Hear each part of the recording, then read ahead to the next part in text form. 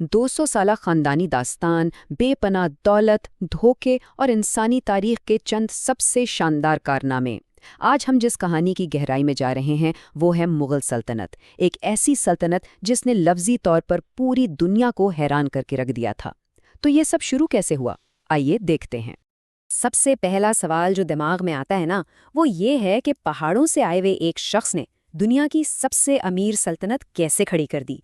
मेरा मतलब है, ज़रा सोचिए, काबुल के पहाड़ों का एक बेदखल जंगजू बाबर, जिसके इब्तिदाई दिन इंतहाई गरीबी और छापामार कार्रवाइयों में गुजरे, वो एक ऐसे ख़ानदान की बुनियाद रख देता है जो आने वाली कई सदियों तक दुनिया को हैरत में डालेगा।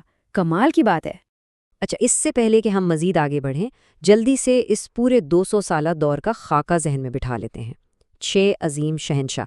1526 में बाबर से शुरुआत होती है, फिर हुमायूं, अकबर, जहांगीर, शाहजहां और आखिर में 1658 का औरंगज़ेब का दौर। हर शहंशाह की अपनी एक अलग ही शख्सियत थी। तो चलें सबसे पहले दौर की बात करते हैं। खून, बारूद और इल्म नजूम, ये है वो बानी नस्ल, बाबर और उसके बेटे हुमायूं का सनसनीखेज दौर, जहां जदीद टेक्नोलॉजी ने हिंदुस्तान में जंग का नक्शा ही बदल कर रख दिया था। अब आप इस नंबर को देखें, 800।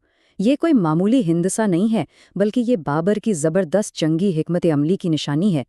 जब बाबर का सामना हिंदुस्तान की एक बहुत बड़ी हाथियों वाली फौज से हुआ ना, तो उसने कच्चे चमड़े की रस्सियों से 800 बैलगाड़ियों को आपस में बांध दिया। क्यों? ताकि उसके बंदूक बरदारों को एक महफूज हिसार मिल सके। इस कमाल की जदीद टेक्नोलॉजी और जंगी चाल ने उसे हिंदुस्तान में एक ऐसी फतेह दिलवाई जिसकी किसी को तवक्को नहीं थी।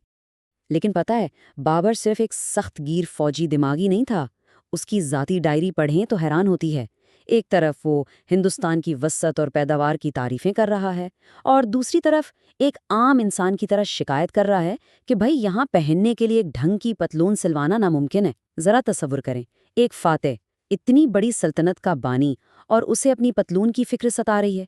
ये चीज़ उसे कितना इंसानी बनाती है ना। फिर बारी आती है बाबर के बेटे हुमायूं की।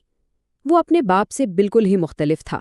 हुमायूं इंतहा दर्जे का तोहम परस्त था, यहाँ तक कि उसने अपनी पूरी की पूरी सिविल सर्विस और इंतज़ामिया को सितारों के इल्म यानी इल्मे नुजूम पर खड़ा कर दिया।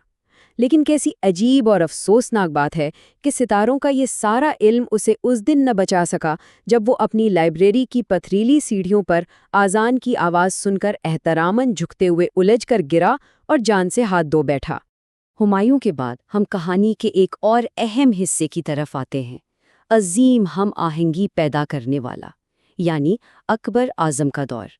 एक लड़का जिसे कम उम्री में ही एक डगमगाती हुई सल्तनत मिल गई थी, लेकिन उसने उसे एक सुनहरे दौर में बदल डाला।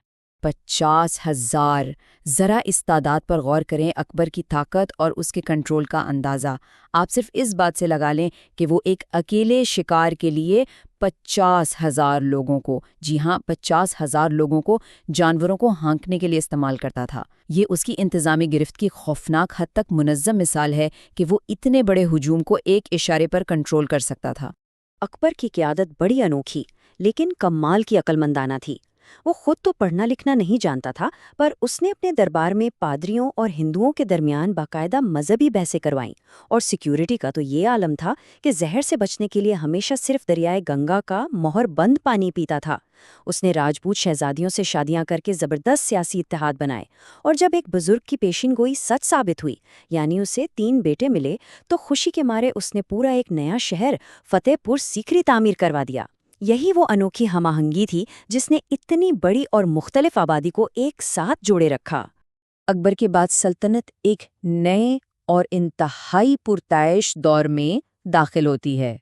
पर्दे के पीछे मौजूद ताकत, बेतहाशा दौलत, यूरोपी ताजरों की आमद और शहंशाह जहांगीर के दौर की हद से बड़ी हुई अय्याशी।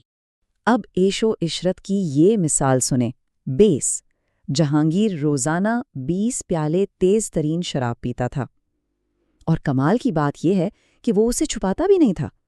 उसने तो खुलेआम अपने सिक्कों पर खुद को शराब के प्याले के साथ नक्श करवा लिया था। इस दौर के हिसाब से ये कितनी हैरानकुन और सदमे वाली बात रही होगी। और इस सब के दौरान दरबार का माहौल कैसा था? बरतानवी सफ़ीर सर थॉमस रो ने लिखा کہ دروازے پر کھڑا محافظ ہر اندر آنے والے مہمان کی سانس سونگھتا تھا تاکہ پتہ چل سکے کہ اس نے شراب تو نہیں پی، جبکہ خود شہنشاہ اندر نشے میں دھت بیٹھا ہوتا تھا۔ یہ واقعی ایک منافقانہ سی احتیاط تھی، مطلب ایک طرف پرہیزگاری کے بھاشن دیے جا رہے ہیں اور دوسری طرف دربار کے اندر الگ ہی دنیا آباد ہے۔ اور اسی دور کی ایک اور شاندار حقیقت ہے پردے کا رواج، جس کا عام مطلب تو خواتین کو نظروں سے دور رکھنا تھا، لیکن جہانگیر کی حد سے زیادہ ذہین بیوی ملکہ نور جہاں نے اس پردے کو اپنا سب سے بڑا ہتھیار بنا لیا۔ وہ سنگ مرمر کی جالیوں کے پیچھے بیٹھتی، کسی کو نظر نہ آتی، لیکن وہیں سے بیٹھے بیٹھے اس نے سلطنت کے وزراء کو کنٹرول کیا اور سچ پوچھیں تو عملی طور پر پوری سلطنت پر اکیلے ہی حکمرانی کی۔ اب کہانی میں ایک تاریک لیکن بہت ہی مشہور موڑ آتا ہے، محبت، سنگ مرمر اور دھوکہ۔ یہ شاہ جہاں کا دور ہے جو اپنے شاندار فن تعمیر اور انتہائی بے رحم خاندانی سیاست کے لیے تاریخ میں امر ہے۔ تاج محل کا نام تو آپ سب نے سنا ہے، تاریخ کی مشہور ترین یادگار۔ شاہ جہاں نے اسے اپنی محبوب بیوی ممتاز محل کی یاد میں بنوایا، جن کا انتقال 14ویں بچے کی پیدائش کے وقت ہوا تھا۔ لیکن یہاں ایک بہت ہی گہرا تضاد ہے۔ ایک طرف تو یہ کمال درجے کی رومانوی محبت ہے اور دوسری طرف اسی شاہ جہاں نے تخت تک پہنچنے کے لیے اپنے تمام مرد رشتہ داروں کو بے دردی سے قتل کروا دیا تھا۔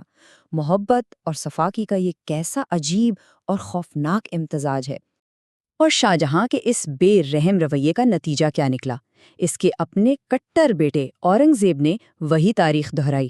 اورنگزیب کا عروج دیکھیے، اس نے اپنے ہی باپ شاہ جہاں کو قید کر دیا، اپنے بڑے بھائی دارا شکو جو تخت کا اصل وارث تھا اسے پھٹے پرانے کپڑوں میں پورے شہر میں گھمایا اور پھر قتل کروا دیا، اور اپنے چھوٹے بھائی مراد کو اسے مالش کے بہانے سے بلایا، دھوکہ دیا اور سیدھا جیل میں ڈال دیا۔